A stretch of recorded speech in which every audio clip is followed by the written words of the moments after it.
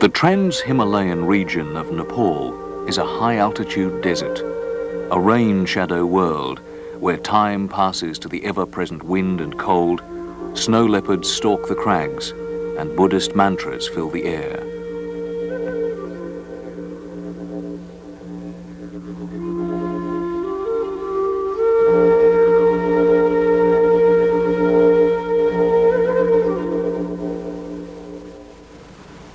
The Himalayan kingdom of Nepal is situated between the cold Tibetan plateau and the Indian subcontinent.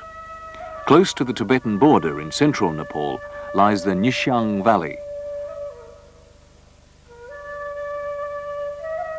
The valley comprises 7 villages: Pisang, Gyaru, Nawal, Ongre, Braga, Manang and Kangsar.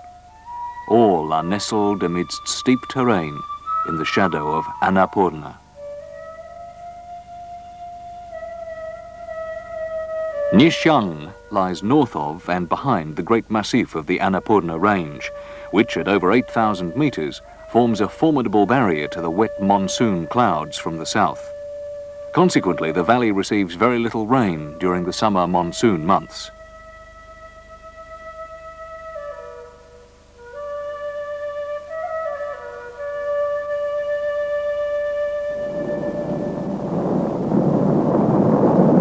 Avalanches are common and can be heard from one end of the valley to the other.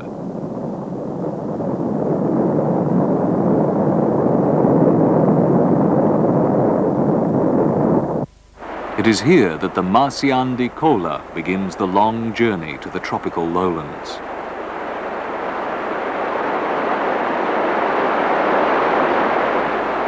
The turquoise lake at the foot of Mount Gangapurna provides a flash of colour in an otherwise bleak world.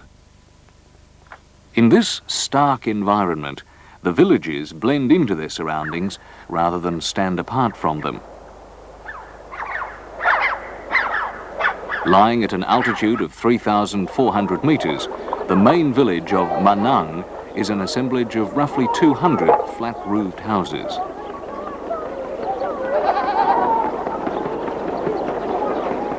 Prayer flags are conspicuous, every house flying at least one.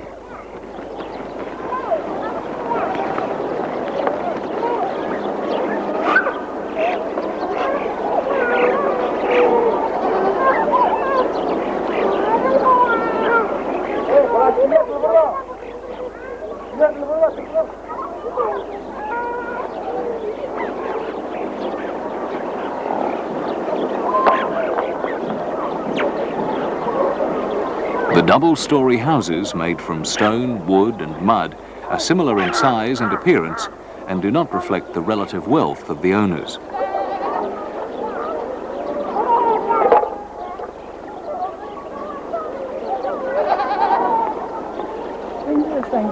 Narrow alleyways separate clusters of houses and give the village a medieval atmosphere.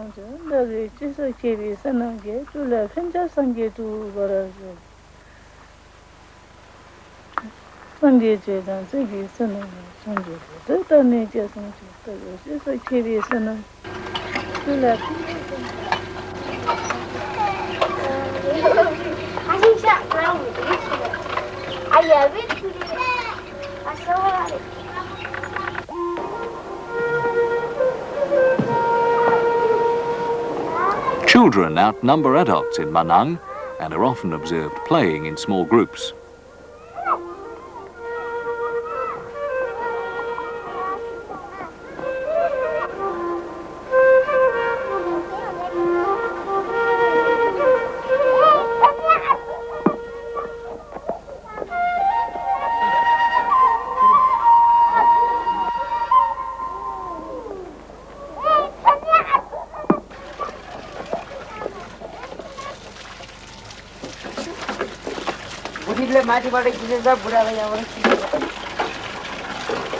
Hi, Woody.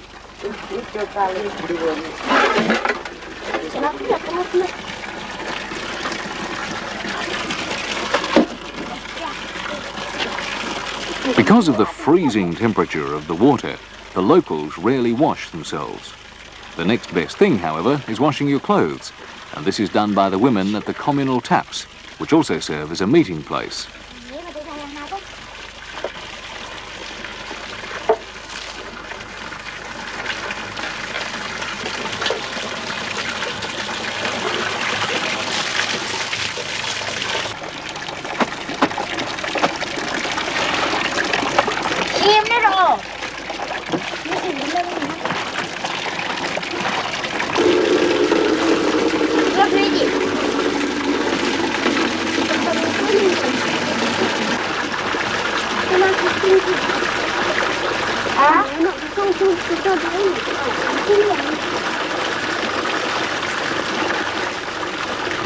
The history of Nyeshyang and of its inhabitants, the Nyeshyangba, is both interesting and unique.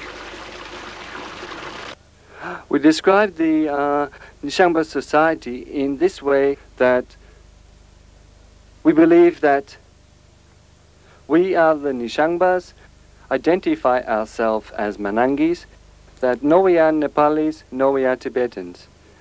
And we have our own culture, own religion, which keeps us very Nyeshangbas, I must say. I don't know how to say in other words in English.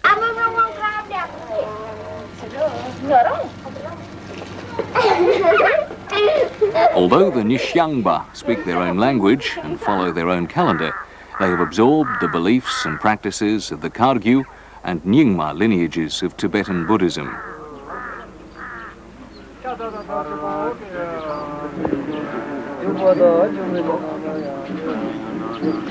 Pujas are offering ceremonies and involve the reciting of Buddhist scripts by both lamas and lay people. Lamas are spiritual teachers and are often conducting pujas on significant occasions such as full moon. They are also held to help ensure abundant crop harvests or the cessation of a certain sickness in the village.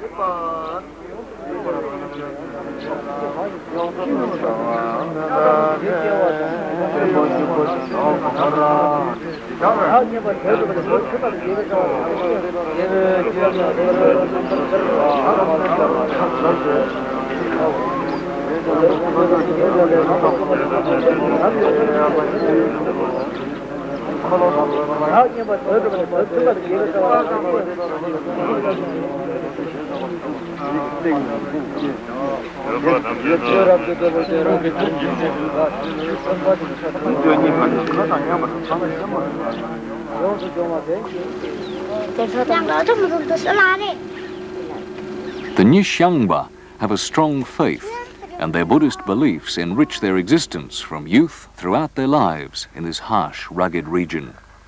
The use of the prayer wheel, or mani chorko, is pervasive. The wheel contains scrolls inscribed with the Chenrezig mantra Om Mani Padme Hum, which translates as Praise the Jewel in the Lotus. It's recited incessantly with each turn of the wheel. Mani walls contain rocks inscribed with the same mantra and are often found near villages and along the trails.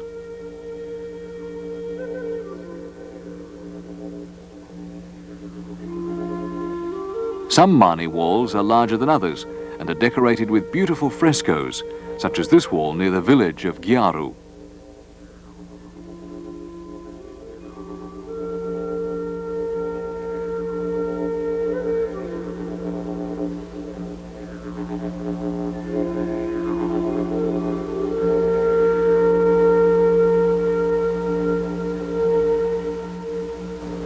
Each of the 7 villages of the valley supports its own monastery. The largest monastery in Nyeshyang is Bodzogompa, located between Braga and Manang.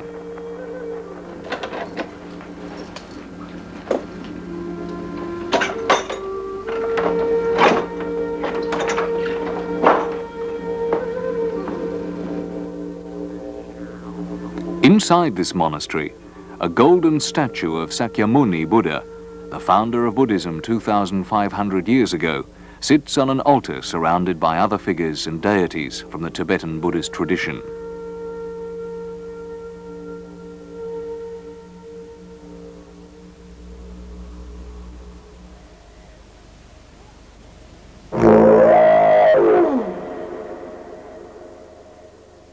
The smallest monastery in Nyeshyang is also the most spectacularly positioned. Drakang Gompa is located at the base of cliffs high above Manang village. The Gompa is built out of a cave and offers the ideal environment for meditation and study of Shakyamuni's spiritual teachings, or Dharma. The word Gompa means literally place of meditation. Creating merit by reciting mantras and whirling prayer wheels forms an important component of spiritual development. The recitation is not merely a mechanical repetition of words, but a process which reminds the practitioner of the goal of enlightenment. When said with an altruistic motivation, it will aid in the transformation of the mind towards that state of everlasting peace and happiness.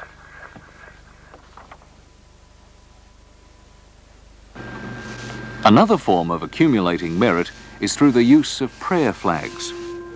Lama Tashi is making flags using charcoal paint and a wooden block inscribed with the prayers.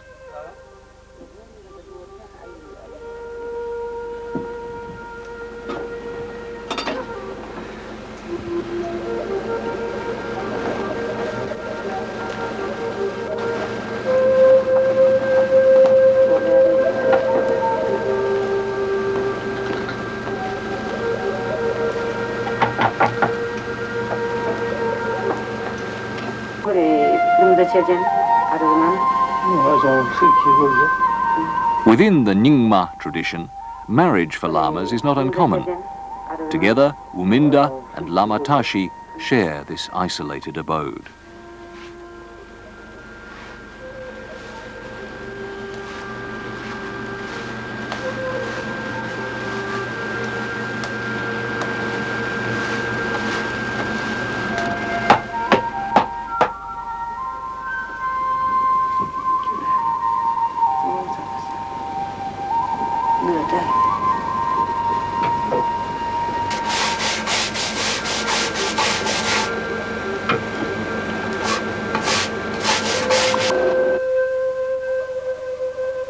After completion, the cotton flags are tied to strings or poles near homes or other prominent points.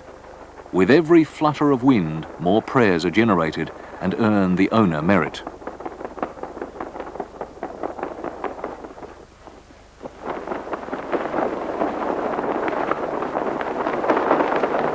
But the wind carries more than just prayers.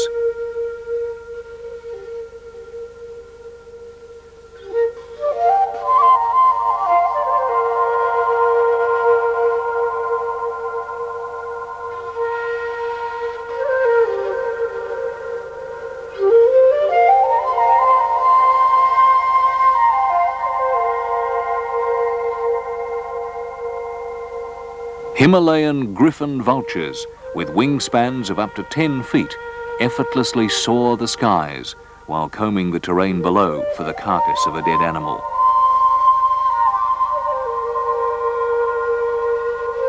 However, pickings are slim, and any meal found will usually be reluctantly shared or fought over.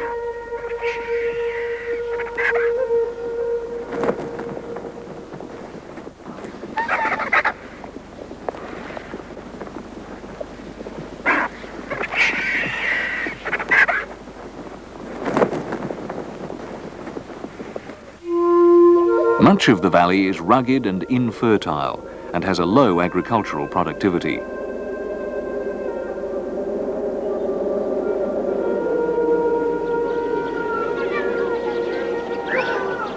As arable land is scarce, villages are often built into the sides of cliffs.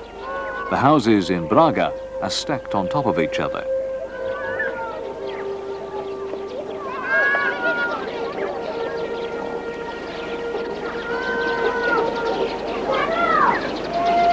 The fields consist of very stony soil and can't support the food requirements of the valley. Because of the associated hardship, the king of Nepal granted the Nyeshyangba special trading rights 200 years ago. Subsequent kings have honoured and renewed these privileges, which in 1960 included the provision of passports as well as import and export concessions. Since then, the Nyeshyangba have been trading extensively throughout Southeast Asia. When I was 15, I went with my father. to Calcutta, and we stopped about a month in Calcutta for shopping. Then after that, we went to Thailand. And we spent a few days in Thailand, then we went to Malaysia. And spent about 3 months in Malaysia. And same thing, then we came back to Thailand because of visa. You only get 3 months visa each country. Doing that, I spent about 2 years between Thailand, Malaysia, and Singapore, these 3 countries. What sort of things did you trade? At that time, I was trading with gems, synthetic gems, and some was natural also. Nyeshyang, why did you stop trading? Because when you trade, you never get peace, you know. You always think about something. You always think about money or how to trade or how to make money, all these things. So in home, I mean village, not so many things to think. You get more peace. However, Nyeshyang is an exception, as most Nyeshyangba men remain actively engaged in trading activities. Consequently, the population of most villages consists mainly of women and children.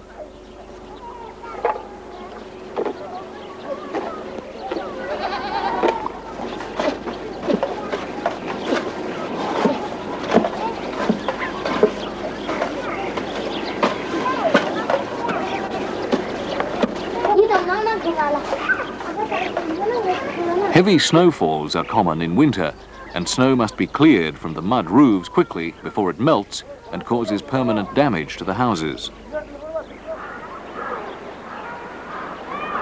By midday, all the roofs are cleared and snow piles are high around every house. These will remain throughout the winter until they melt in spring.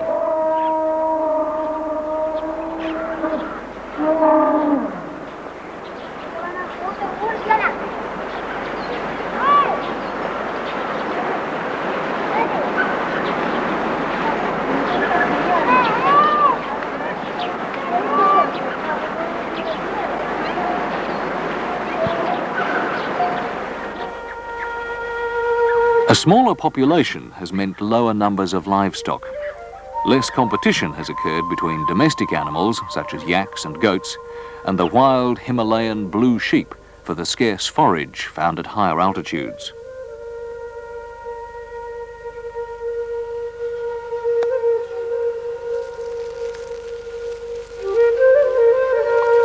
As a result of this, blue sheep, or bahral, are common in Nyeshyang. However, their abundance is also attributable to the local Buddhist beliefs. 2 years ago, there was a very big llama, a very high llama. He stopped hunting because the animals who stay very high, they don't bother people. They stay themselves. So Lama ordered for Nyeshyangba not to hunt them.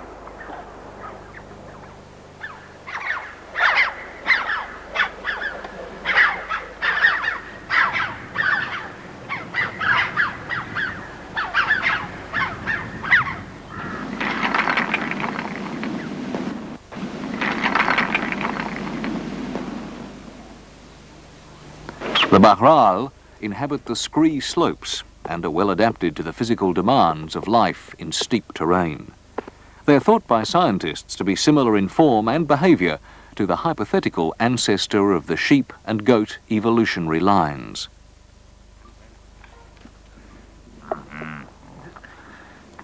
Some men prefer a life of herding yaks to trading.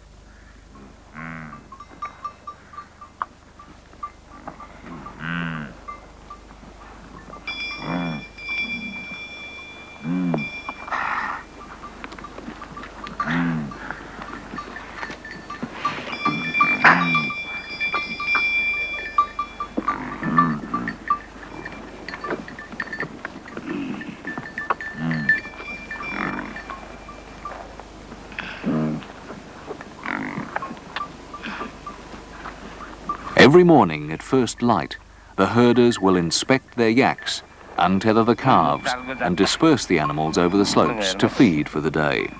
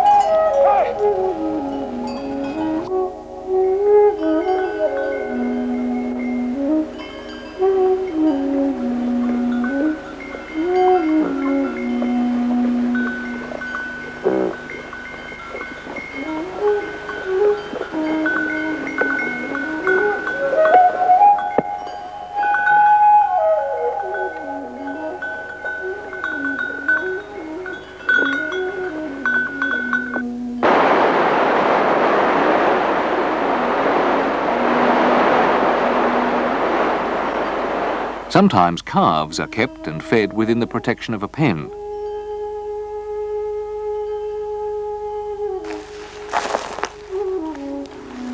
Chung is feeding the calves dried barley stalks, which form the major component of their diet.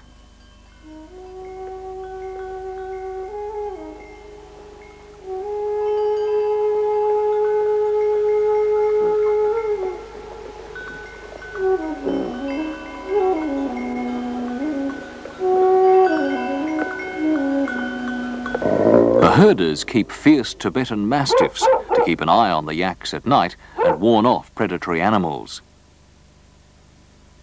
The feared predator of the area is the elusive snow leopard, which mainly preys on the bahral, but which will also take yaks and goats, especially during the winter months.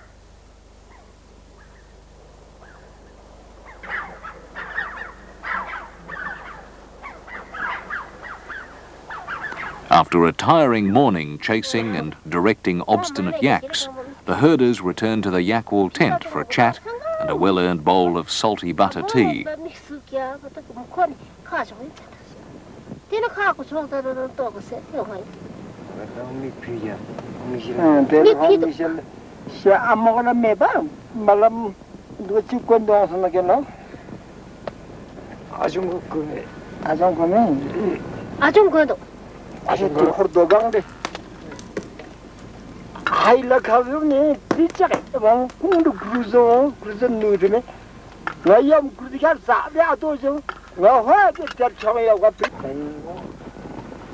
Throughout Nyeshyang, tea is prepared in the traditional Tibetan way by mixing salt, yak butter and tea inside a long wooden cylinder or dongmo.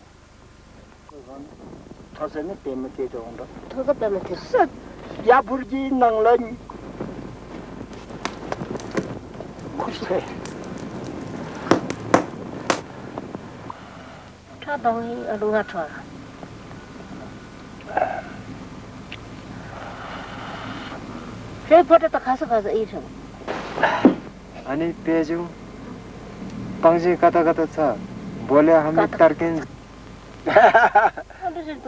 kartu khang bala sonar. Karma and Dawa have spotted snow leopard tracks across the river leading to a blue sheep carcass killed by strangulation from a throat bite.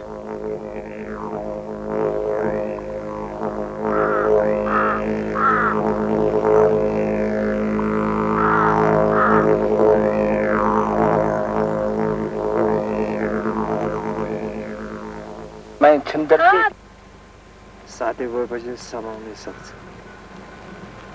नजिक 10 कुटो बखरामा खायो त्यो ठाकमङ बथुन चियापाला कुरको cup The conversation over morning tea focuses entirely on snow leopards.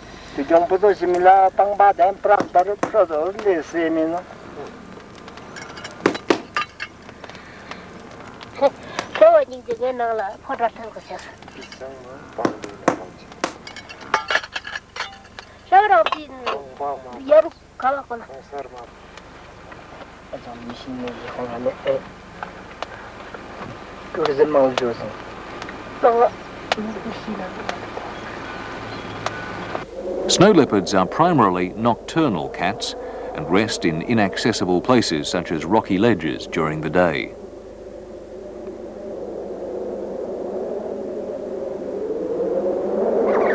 They are solitary creatures which associate only when mating in late winter.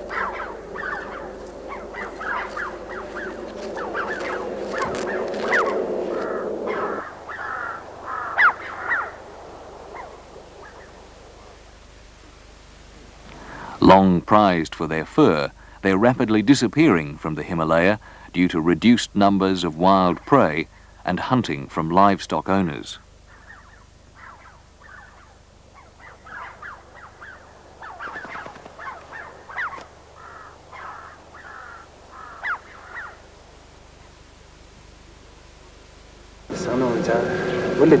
Snow leopards are very difficult to see, as they usually stay away from village and hunt the blue sheep. However, blue sheep can run faster than snow leopard, and many hunts are unsuccessful. So sometimes a hungry leopard will take a goat or a yak. In these circumstances, we must protect their livelihood, and we sometimes set a goat as bait for snow leopard to try to trap and kill it.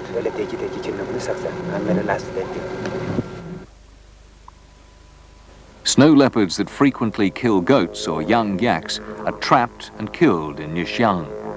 Their skins are then made into hats, which are offered for sale to passing tourists.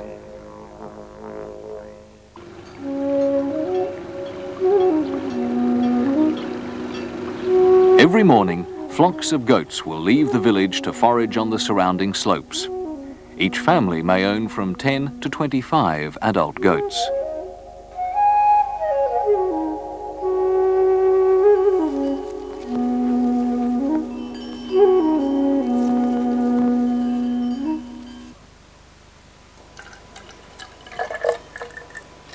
Younger goats remain at home, where they'll be safe from snow leopards, foxes and vultures.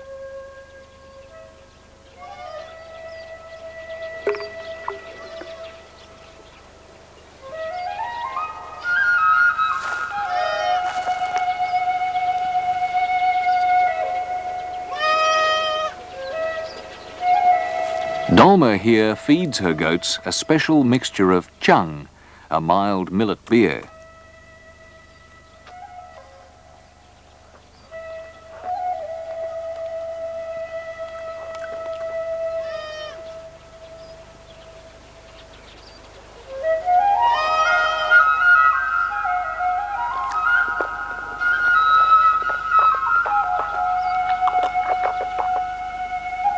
In addition to milk, butter and meat, yaks and goats provide their owners with wool.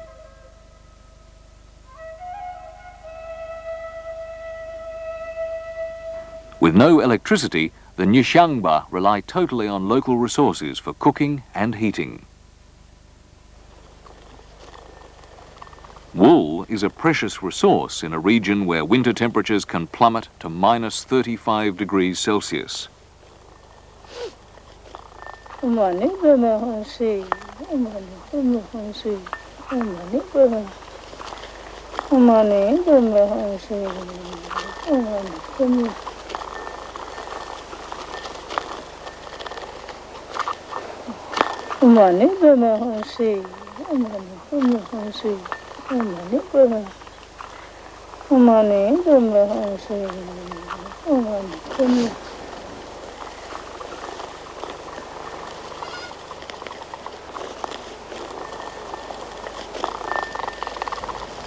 The wool is skillfully spun into balls, which will later be woven on a wooden loom into thick garments and rugs for domestic use.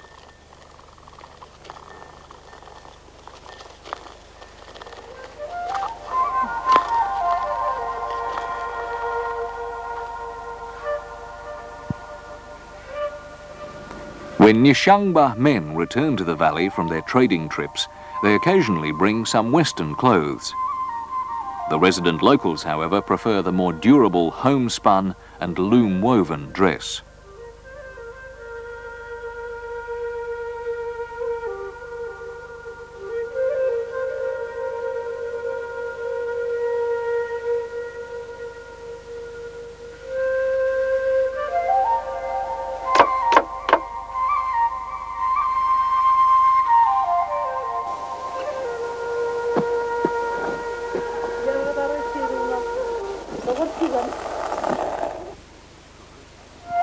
Family parties will often traverse the slopes to collect branches of juniper and other hardy shrubs for use as fuel.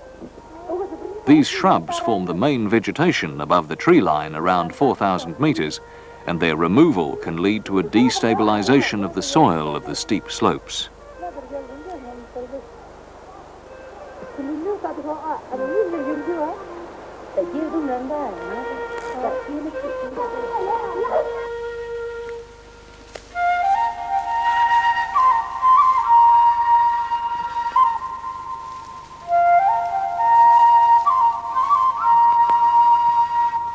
Many hands make light work, and children will participate in such activities from a very early age.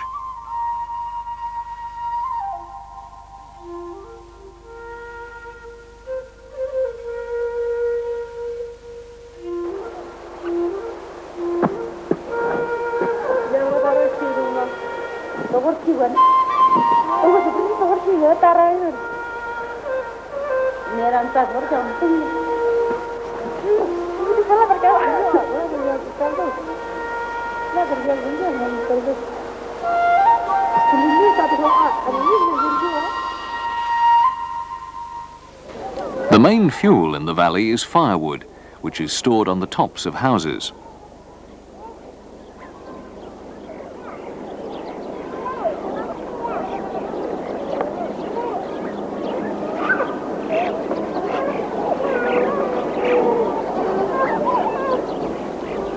Firewood is collected from the pine forests around the villages. Until recently, these have been able to provide a sustainable supply of timber and fuel for domestic use. However, the recent surge in trekking tourism has placed an ever-increasing pressure on the local forest resource to meet the spiralling demand for firewood.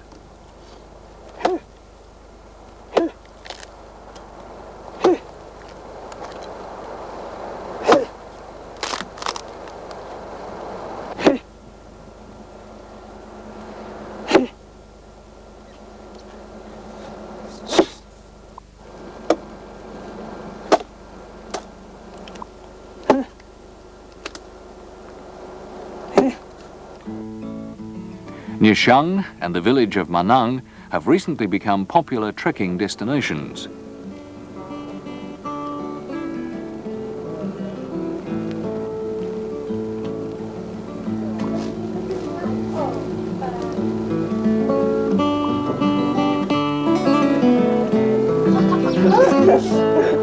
The locals have been quick to capitalize on this trade by building lodges to accommodate and feed the trekkers.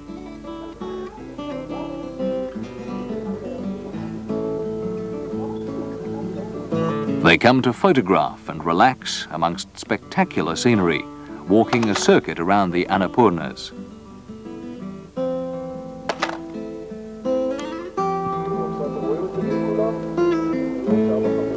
Up until 1977, Nyeshyang was a restricted area and therefore closed to foreigners. Initially, only a handful of tourists visited the valley, but since 1984, its popularity has grown, and now over 5,000 trekkers visit Nyeshyang each year.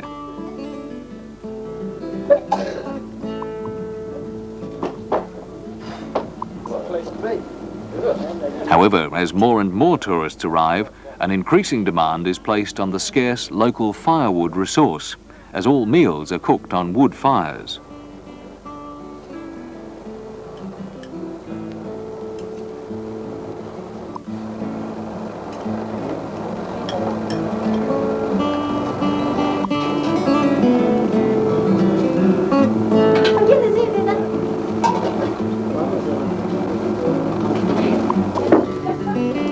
The firewood situation becomes accentuated when Western-style home comforts become part of the equation.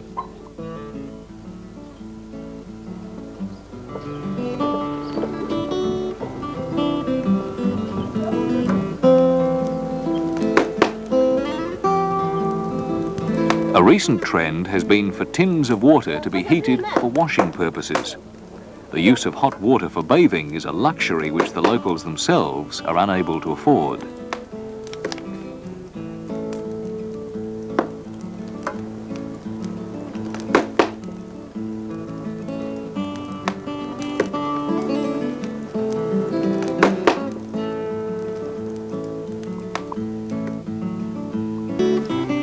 For every load of wood burned for hot showers here, another load will be collected from the forest to replace it. At this altitude, the forest regenerates extremely slowly.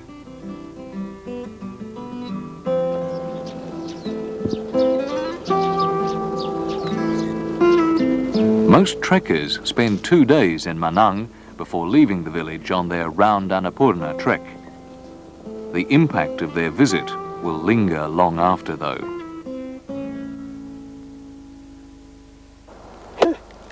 The scars of deforestation are already visible in the form of severely eroded slopes, which are being washed and blown away before vegetation can regenerate and stabilize them.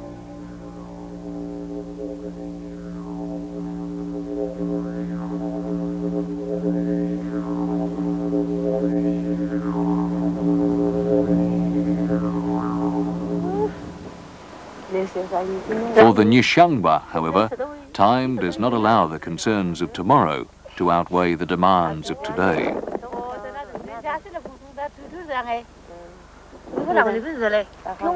These women are busy removing potatoes stored under the ground since the previous autumn.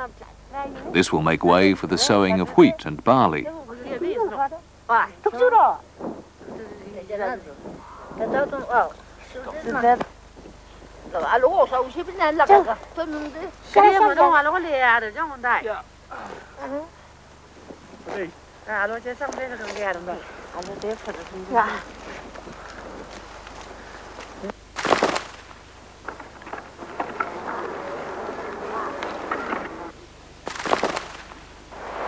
No crops can be grown over winter, and the start of the agricultural cycle begins in early spring.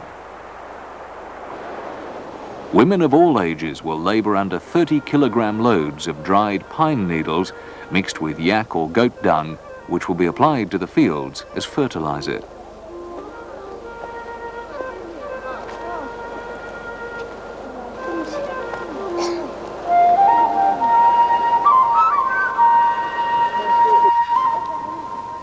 Women may work either in groups or singly as they carry the loads to and spread them over their families' fields.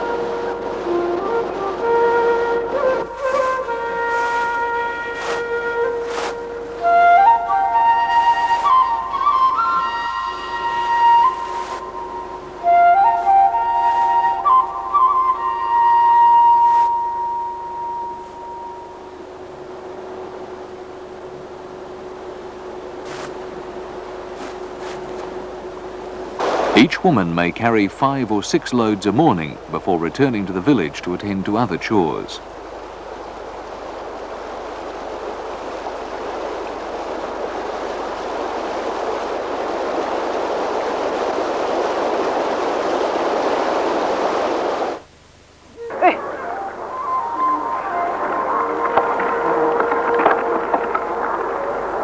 Ploughing is undertaken by men with the aid of Jos, a crossbreed between yaks and cows.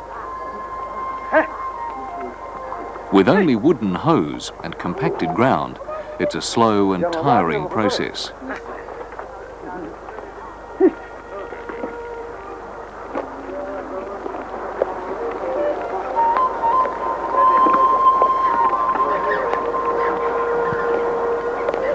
Planting of wheat follows immediately after.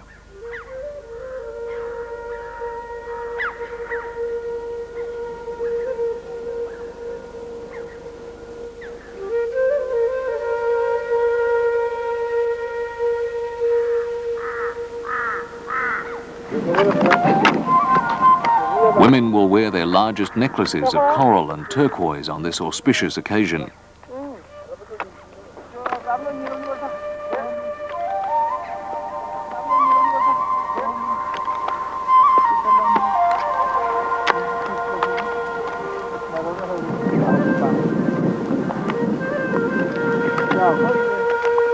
The Nyeshyangba will be working hard, hoping to reap enough wheat, barley and potatoes to last them through another year.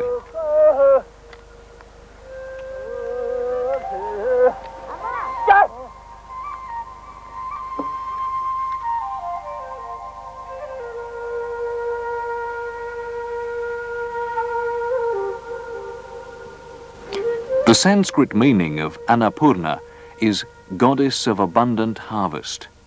But the valley is characterized by climatic extremes where a successful harvest can never be guaranteed. For the Nyeshyangba, survival is a constant challenge in the shadow of Annapurna.